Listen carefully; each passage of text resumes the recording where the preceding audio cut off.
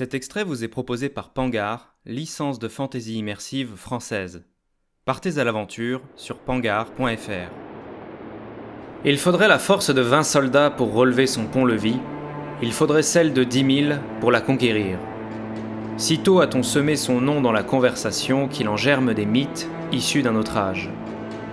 Bâtie à la face d'un ennemi rayé de l'histoire, la porte du Septentrion est ce marque-page dépassant d'un grimoire trop vieux et fragile pour qu'on ose encore l'ouvrir. Ses défenses semblent avoir été conçues pour briser une charge de titan.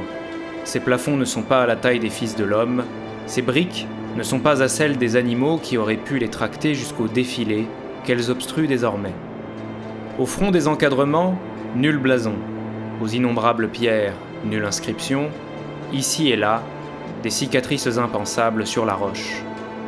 La porte demeure muette et close sur un passé que plusieurs ossements étranges dissuadent de remuer.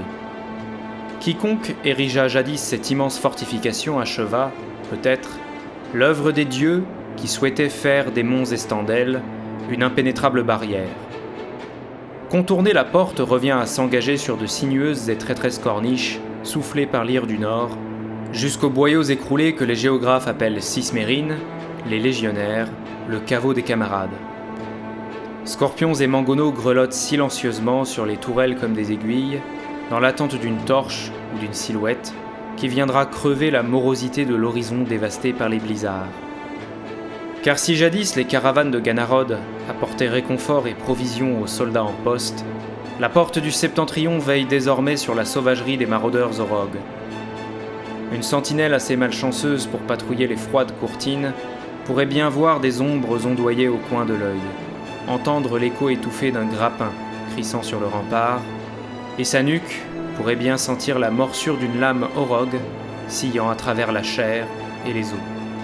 Ce bastion fut si bien préparé à toute éventualité qu'un siège pourrait avoir lieu en propre fort, et les pires outrages qu'il a pu essuyer ne sont jamais qu'éraflures sur le cuir d'un géant. Bardée de dépendances, gonflée de redondances, la porte du Septentrion renferme, sur l'insanité de ses 500 mètres d'épaisseur, une dizaine d'étages autonomes qu'un architecte dément divisa en sous-secteurs, pensés pour l'isolation prolongée. Suturés par des passerelles amovibles, des abysses noyés dans l'oubli découpent encore des quartiers entre les niveaux inférieurs.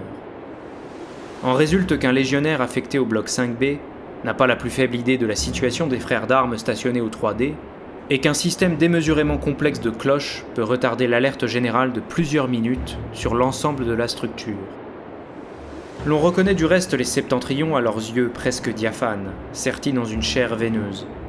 Les vétérans se seraient accoutumés à la vie de pénombre exiguë, empoussiérée d'un mortier que les millénaires broient, grain après grain. Les tâches d'intendance ayant été reléguées au rez-de-chaussée depuis des décennies déjà, certains des briscards n'ont guère plus que d'étroites meurtrières pour laver leurs poumons et d'éphémères sorties sur les barbacanes pour communier avec les astres. D'aucuns y puiseraient là des motifs de folie, mais les Septentrions paraissent attirés, ou retenus, par quelque puissance occulte qui imprégnerait la porte. Un appel sourd auquel répondent quantité d'immondices grouillant dans ces souterrains sans fond. Les renifleurs de magie rapportent que l'air caverneux de la porte suinte d'une influence délétère et malveillante, gorgée par les milliers de cadavres qui en ont abreuvé les entrailles. D'autres soutiennent que l'objectif des hordes orogues n'est pas la Lantardie, mais bien la porte elle-même, pour des raisons dont les sages frémissent d'entrevoir les contours.